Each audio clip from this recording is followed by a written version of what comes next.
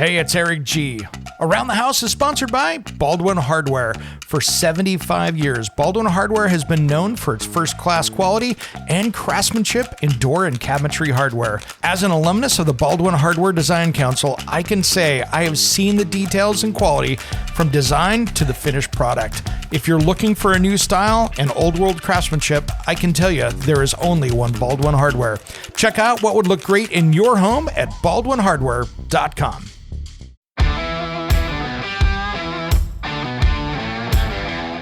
It's Around the House. In today's episode, we talk about what's hot and what's not for 2024. What are the hottest things going for your home? And what are, 1990 or 2000s? We're going to talk about everything from paint colors to flooring to construction methods.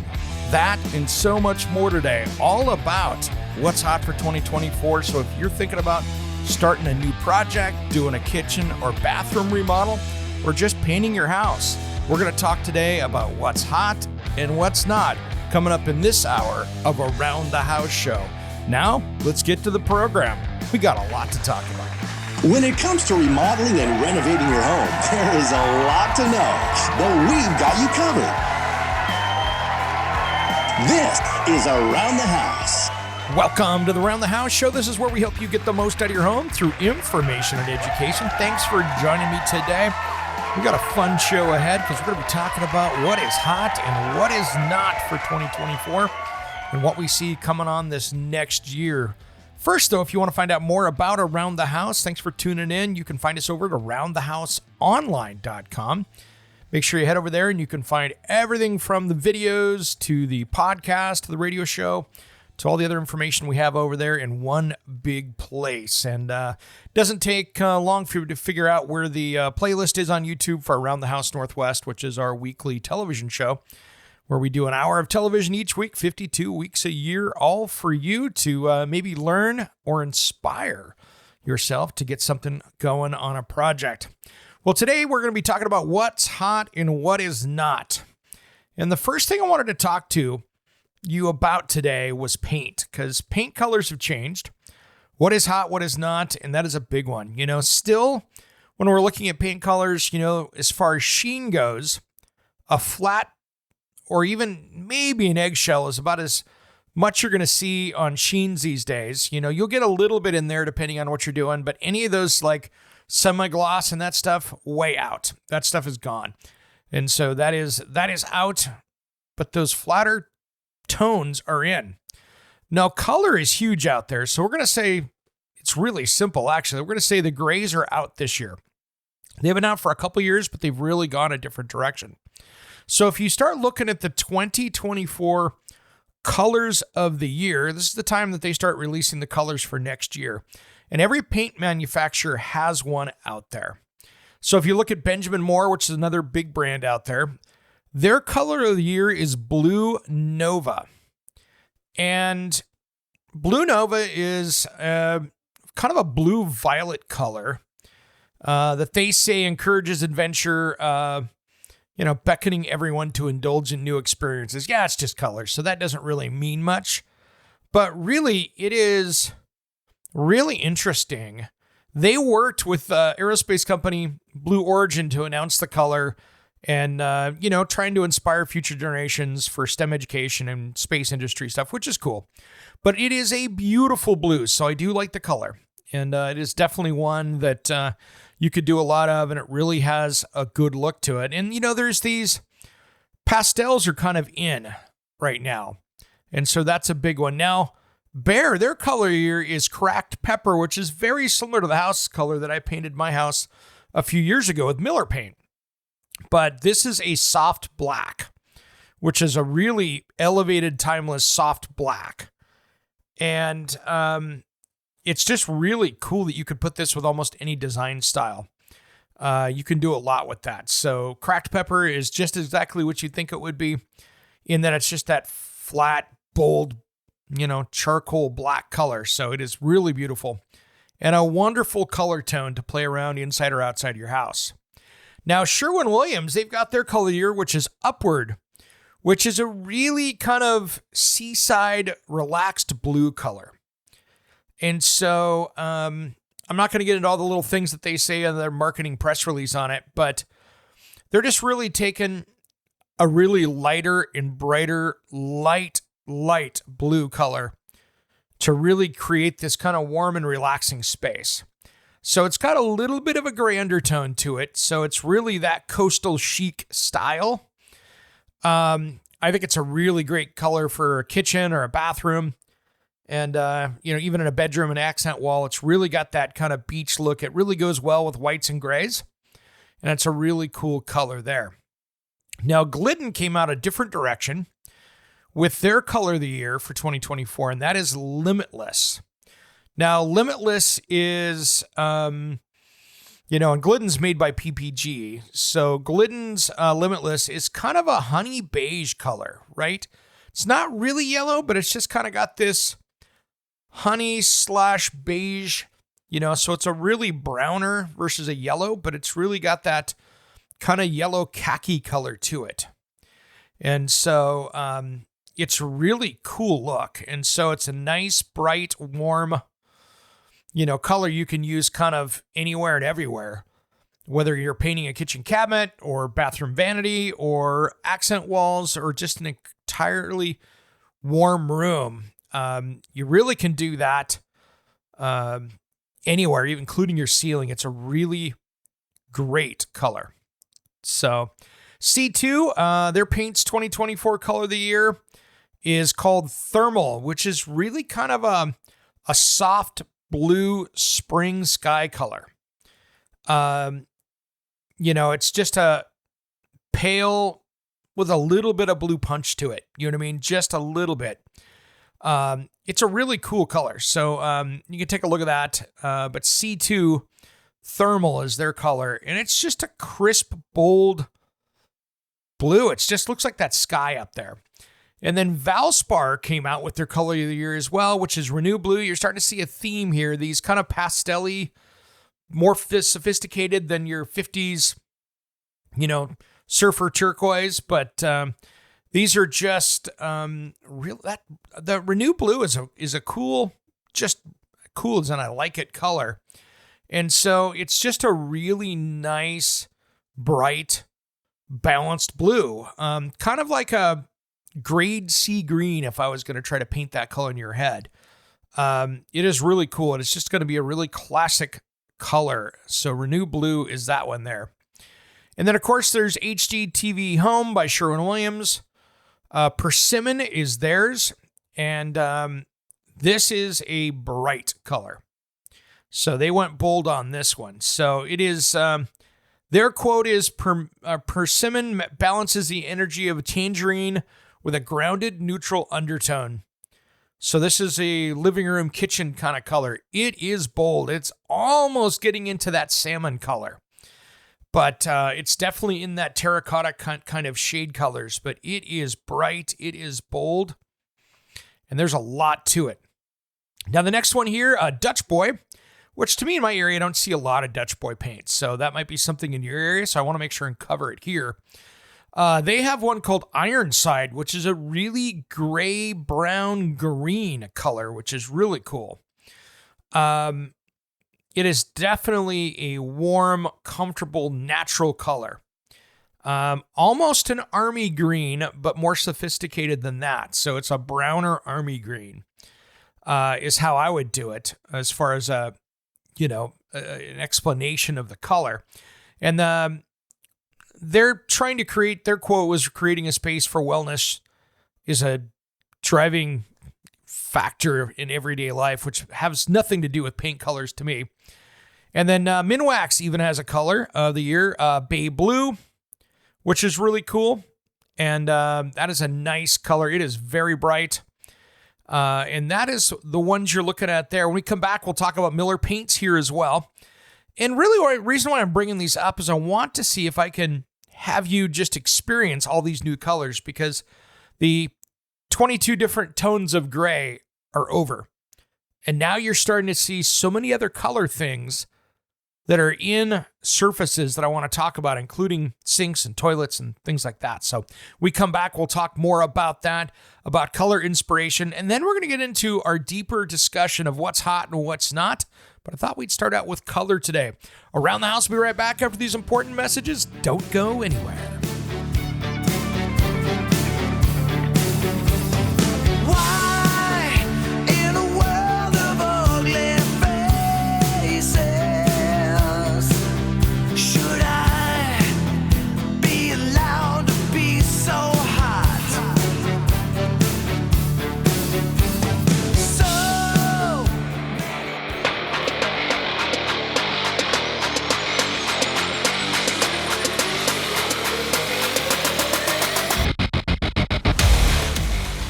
Welcome back to the Around the House Show. This is where we help you get the most out of your home through information and education. Thanks for joining me today. We've been talking about what's hot and what's not coming up into 2024, looking ahead. What are the design trends? What is coming in style? What is going out of style? And we've been talking about paint colors, the first thing right now. And the last one I wanted to talk about here is, in color trends, we were just talking about all the different official paint of the year from the different brands. And the last one here is a Northwest tradition here. Miller Paint in my area has been around since 1890. So there's somebody that's a regional paint company and not one of the national ones you see in like a home improvement store or national chain, but they have their color trends, which is interesting. So mushroom is their color of the year, but they also came out with their color trends for 2024. And so they've come out with this collection of colors, which are really, kind of earthy hues like greens and brown, stuff you'd see kind of like on a, reminiscent of a forest floor. And then they've got some other stuff that's like fresh water is another one that looks like a really blue fresh water. They've got bronzite, which is a bright yellow. And then they have one that is kind of a taupey brown that's called chocolate opal. So anyway, they've got all these different colors that are kind of around in that same family for using around your house. So there's some really cool, like the bronzite is a greenish gold that just has a nice natural glow to it. And the fresh water is the same kind of thing, just a really clear blue-green that is nice as well. And so there's a lot of cool things you can do with these colors, and they're just absolutely beautiful. The brown rafter is a chalky brown that looks really cool too. So again, these are all different colors that are coming in on the color of the year. So really when you start to see stuff with these color of the years, is those really what drive color. And what I mean by that is you'll see these colors come out, and then all of a sudden you'll see the new products come out at the stores of, Bed Bath & Beyond type of stuff. But now, with those guys gone, you would see now Target and those kind of things, where those colors really influence what you see for the next year's products. And so when you walk into, those housewares place, you're going to see those different colors, which is kind of fascinating. But anyway, there's really good stuff going along here. And, when it comes to paint too, when it comes to kitchens, you're seeing more wood grain now than you used to. Painted has been popular for 15 plus years. And now you're starting to get back into the lighter woods again. And so those are really starting to come back into that. So something to think about, where, those painted wood cabinets are definitely not as hot as they were, 10 years ago. And those more kind of European wood tones, they are just really hot right now. So next up, let's talk about flooring. What's hot and what's not. For the last, 7 or 8 years, luxury vinyl plank has been super hot. And I think that is going its way out the door. And I think there's a couple reasons why. One is there's better materials that are starting to come out. But two, we're starting to see that a lot of them aren't holding up like they thought they would. I mean, I've got a name brand product in my house. And I like these people. They're great people. But it's just not holding up. It has started to separate with higher traffic. The bullnose on the stair treads, I'm on my second set. I've already warrantied one set with me, us and the dogs running around and just traffic up and down the stairs. It's not held up. And so you're seeing luxury vinyl planks kind of going to the wayside. You're going to see more of the engineered hardwoods now. You're going to see that where they're using some great veneers You're going to see a lot of different, hardwood, 3/4 inch raw hard, regular hardwood floors. Those are really coming back. But I tell you what, the luxury vinyl plank is on its way out. Kind of like what we saw with, no offense, Pergo, but the Pergo came out and that was hot for a while. And then everybody got away from the laminate and went to the luxury vinyl. And now you're going to see, I think the next step is going to be going into the engineered hardwoods. So you can still get the quick install, but just a higher grade, better quality engineered hardwood. So you'll still have that where you can click it together. It's just those plastics, I think, are really going to be out. You're going to see less and less of that. I think the natural products coming in are going to be the next latest trend. Now, what's really hot, and it's a new material coming out now, and it's been available for a number of years, but it's really starting to take off, is the large format tile. So it used to be that a 12 by 24 tile was your large tile, and now that's your small tile. You're starting to see 48 by 48 inch tiles. You're seeing 72 by 48 large format sheets. And these larger format tiles are so cool. And with today's smart stuff, smart products you get out there with the grouts that you don't have to seal or clean, that don't get bashed in that way. And by reducing those grout lines, you're making it easier to maintain. And you're telling a bigger story by these big pieces. And unless you're in some place like a tropics or something like that, one of the other things that are really hot underneath all these large format tiles is really using heated tile floors in those spaces, because just taking that and making that into a place that gives you that soft warmness is so huge. So that's another thing outside of the tiles is heated flooring is hot. Not doing a heated tile system in there is something that you're seeing less and less. I'm even seeing some people put it on their countertops and stuff so they have a warm countertop to work on in cold climates. So you're seeing a lot of different things happening with that. And the other thing that's really going away is you're seeing less and less of the real stone on floors and much more of the porcelain that has that high definition print on it.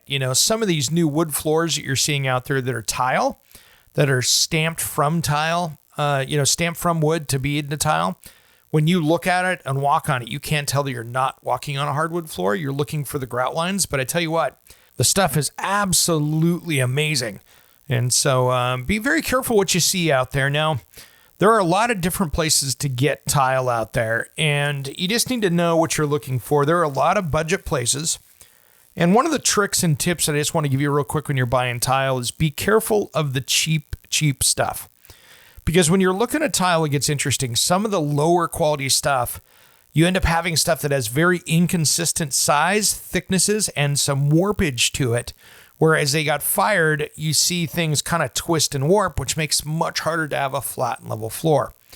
So make sure you're getting a higher quality tile and that you're measuring it. When you're taking a look at it and you're going through it, make sure that it's all really square and even sized, because some of these things are cranked out at the factory, but they're cranked out so quickly that you have very irregular shapes, which as somebody who is a novice tile setter, it makes your job considerably harder. So make sure you get better quality tile. It does make a difference, and it does give you much more of a finished look because you don't have those that inconsistent sizing, and you'll have a corner that's warped up or whatever. So really check those tiles, sort them. And if you're getting them in a cheap place, get a little extra so you can go through and really gauge and see what size they are so that you got the right ones for the right job. And there'll be ones that you're going to look at and go, wow, that's a little bit off, and it's going to make for uneven corners and things like that. When we come back, I got more tips for you for what's hot and what's not just as soon as Around the House returns.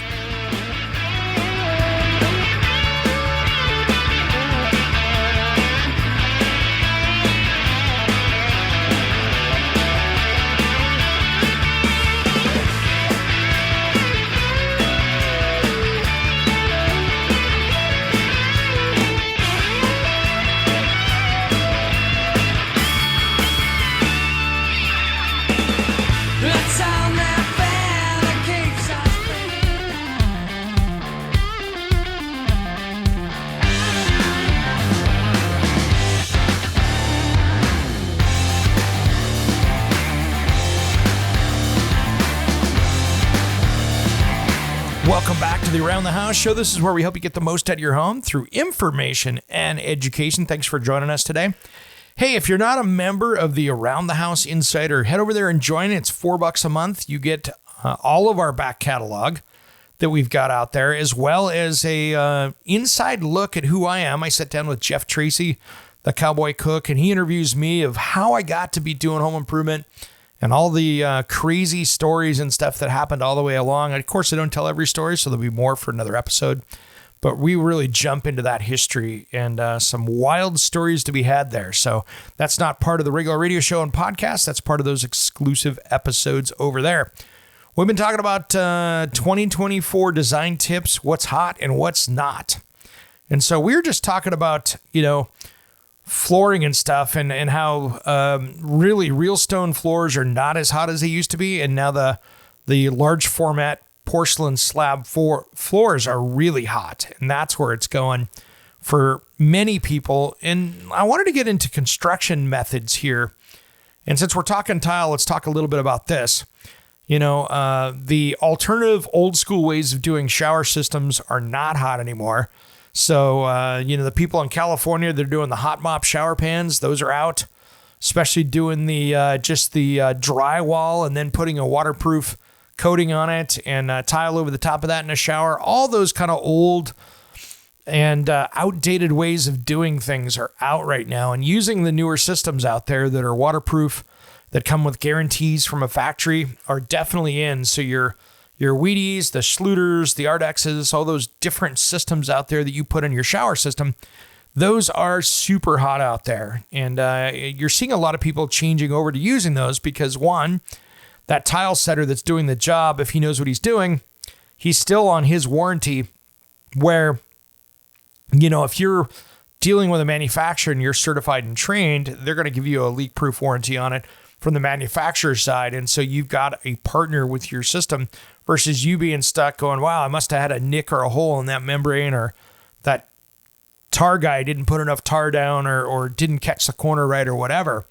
And so those are some of the real issues that you're seeing in construction with showers. So be really careful out there. And if somebody's not waterproofing that shower before they put stuff in, or using a waterproof system, that's going to be a problem, and you're going to be doing it again. Now, here's the next one, which is interesting. You're starting to see this more and more. Building code is out as a standard. You are seeing so many builders now that have decided to really go the extra mile and go well beyond building code. You have to think of building code as the absolute minimum that you should do to get it where the government signs off on this place is safe or it's well constructed. And so many people now are really starting to take in high performance homes. They're talking about putting in higher performance building materials. Instead of just doing a tar paper, they're doing a house wrap. You're starting to see a lot more in building science. Now, this is stuff that you see just exceeding building code across the marketplace. And you're starting to see it kind of everywhere. You're starting to see really building code, of course, jumping in and saying, hey, you need to have a energy recovery ventilator in this house. That's required. But you're also seeing guys going out and really doing things above and beyond. And so what you're starting to see is people building exterior walls with 2x6s or 2x8s with offset studs that are on 24-inch off centers. And you're making this thicker wall, but there's no, you think about it, a 2x4 stud in a wall is a place that there's no insulation. And so the wood is now conducting energy through that space. So what you're seeing now is people going in and building homes where they've got a stud, like a 2x4 stud, and they're offset. So you could have insulation in between those areas. So you don't have any kind of a piece of wood that goes around, except in the corners there, where you have a piece of wood that's really blocking or allowing energy to go through in between that. Because if you take a thermal imaging scanner, for instance, you can see where every stud is, because that is letting more, it doesn't have insulation there. You just have the wood.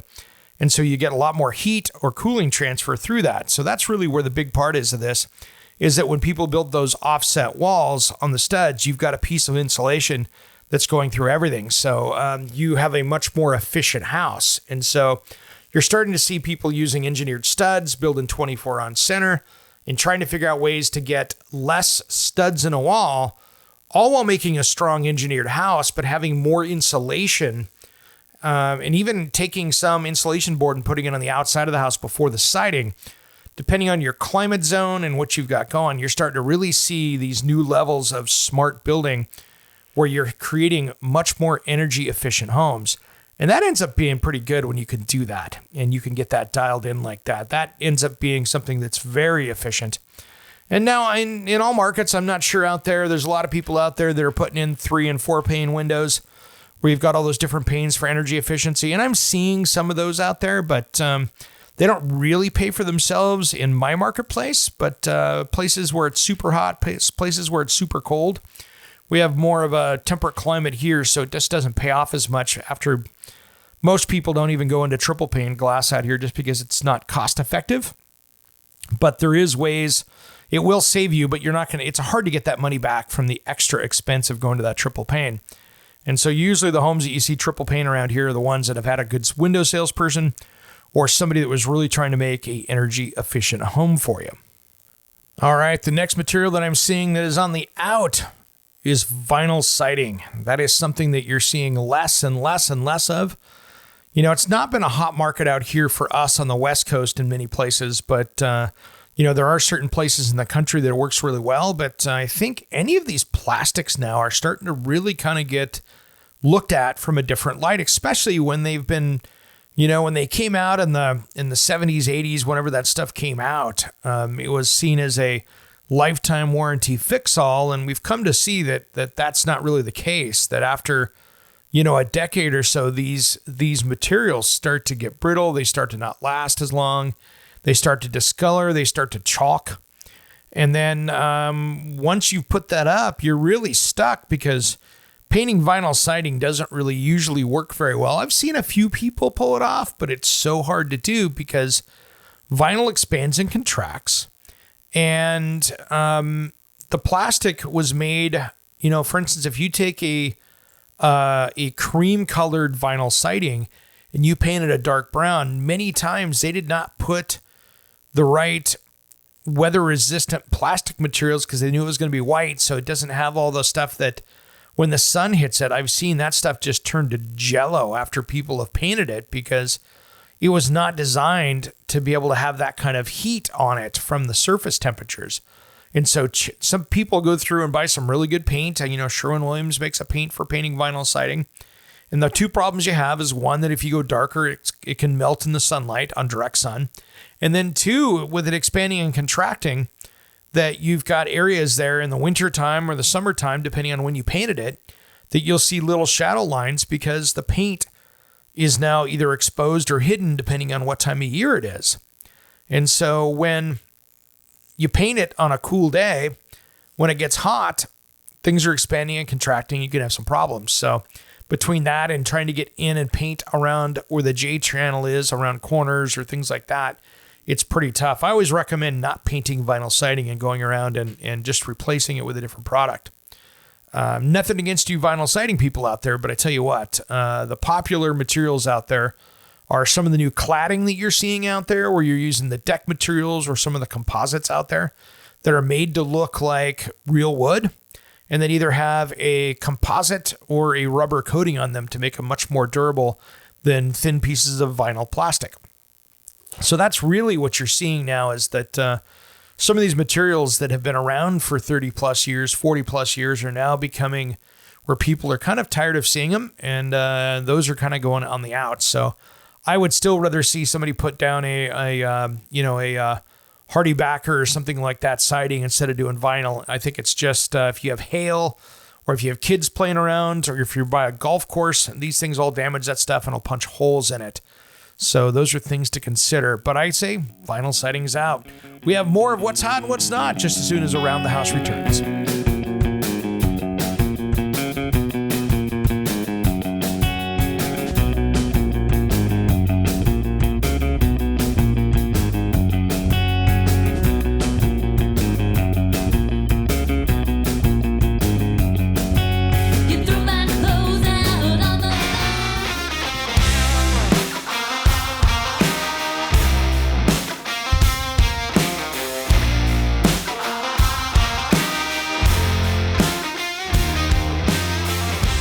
Welcome back to the Around the House Show. We've been talking here about all the different things that are hot and what's not for 2024 coming up. And let's talk about some of the things that you're seeing that are really popular and things that are not as popular. When it comes to metals, now I'm talking faucets, cabinet hardware, doors, door handles, all those different things, the places that you use metal traditionally. What's hot are some of these new finishes, like the Baldwin Hardware has a new graphite nickel finish, which is really cool. It's a timeless look, and it is a beautiful color. But I'll be honest, guys, and this is something that's hard to say for a lot of people, but the polished brass in the satin nickel are definitely well beyond their prime right now. Now, some of the brushed browns, brushed brass, satin brass, those are still hot, but the satin nickel, yeah, that time has run. That is the new kind of the new gold of the 1990s before that went. You're still seeing the satin black, oil rub bronze, same kind of thing. That's definitely out. So I'm going to put the satin nickel and the oil rub bronze on the out category. And I'm going to put in the graphite nickel and the satin brass and the satin black are hot ones right now. And then you're seeing two-tones, a lot of two-tones where you see a faucet where the base is one color and the top is another. Or the same thing with cabinet hardware where you have two different metal finishes within that. So those are really within the what's hot and what's not. And so, it's a little bit different if you have a classic home and it's all original, that's one thing. But for new builders right now, what you're seeing is that satin nickel looks like it's 20 years old, just as the polished brass looks like somebody from the 1990s wants their stuff back. So think about those colors, what those do for you. And the other thing you're seeing too is you're seeing a lot more square, finely done finishes. So you're seeing much more machined edges. You're seeing really nice, sharp edges on things where they've really been planned out.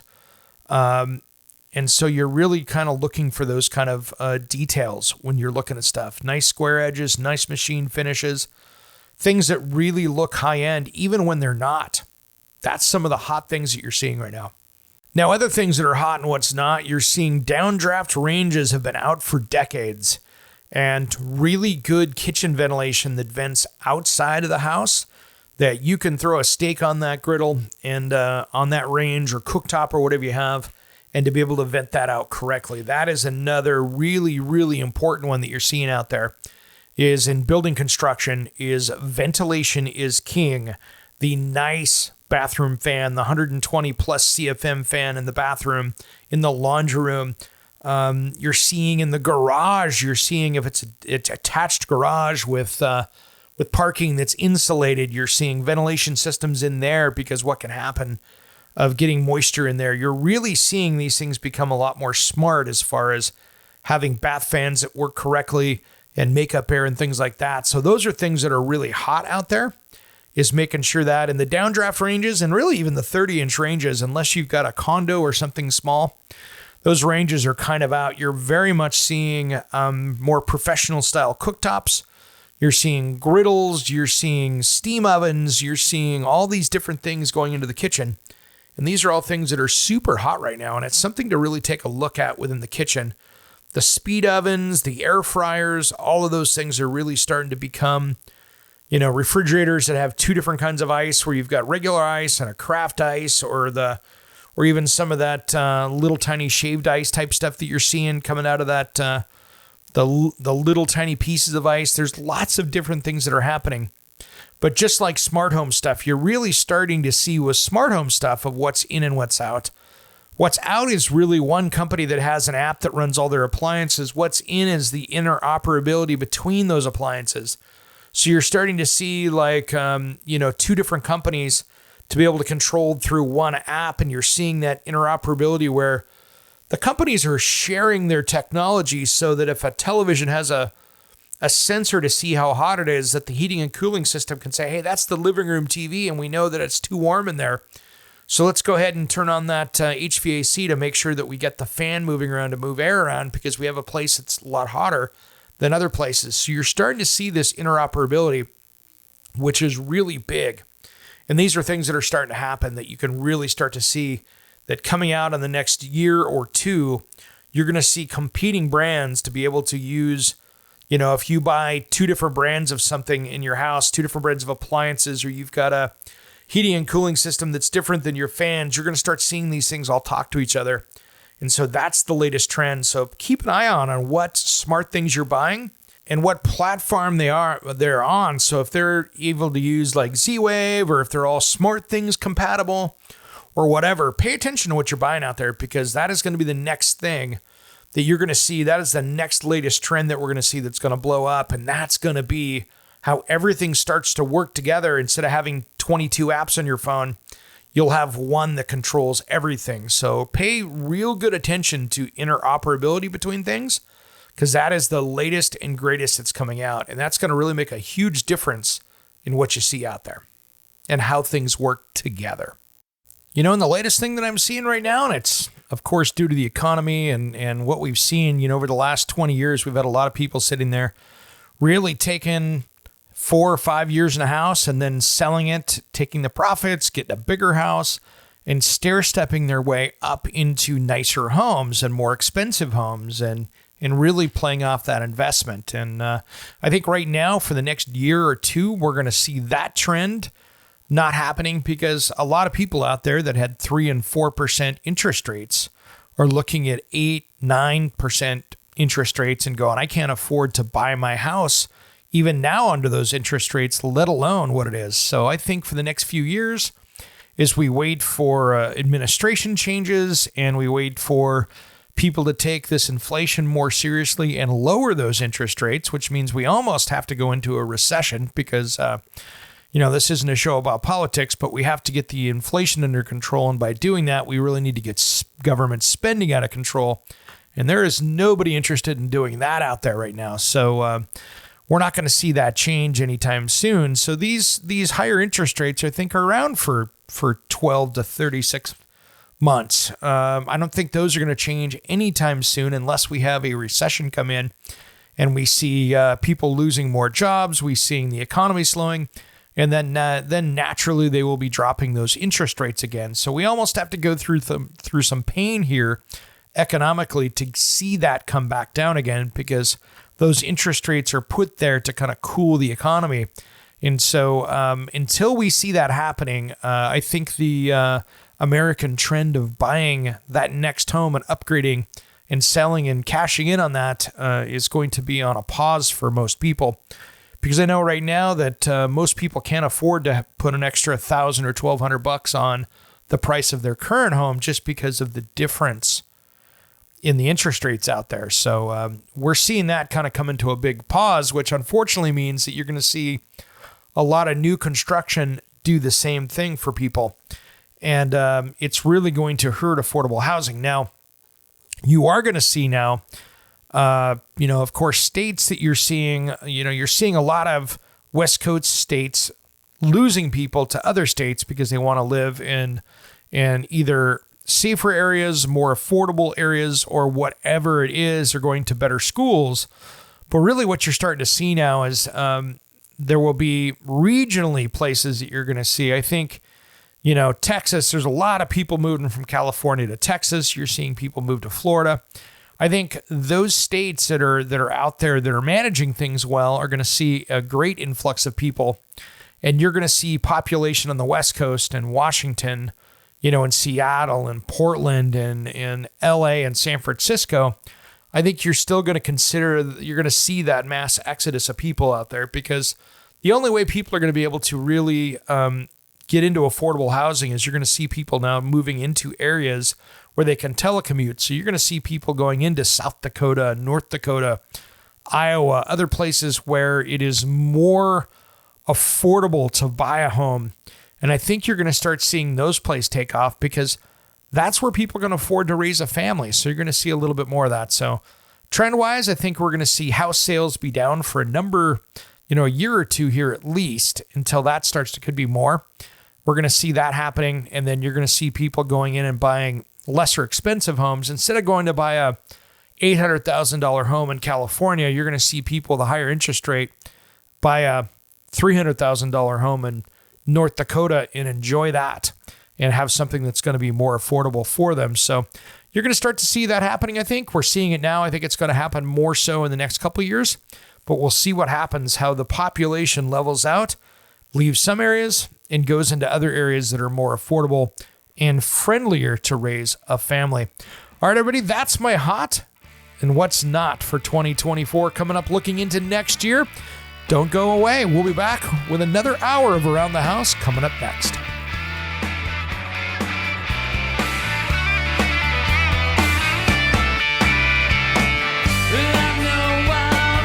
Hey, it's Eric G. from Around the House. Are you planning a decking or siding project this year? If you are, you've got to check out my friends at Millboard. Millboard is a completely different kind of composite decking and cladding that enhances outdoor spaces with enduring distinction. Hand-molded from the finest oak, it realistically mimics the natural grain and color of premium hardwood. If you're looking for something that doesn't look like plastic and instead real wood, check out millboard.com. Make sure and check out that interview we did just a few weeks back. That's millboard.com.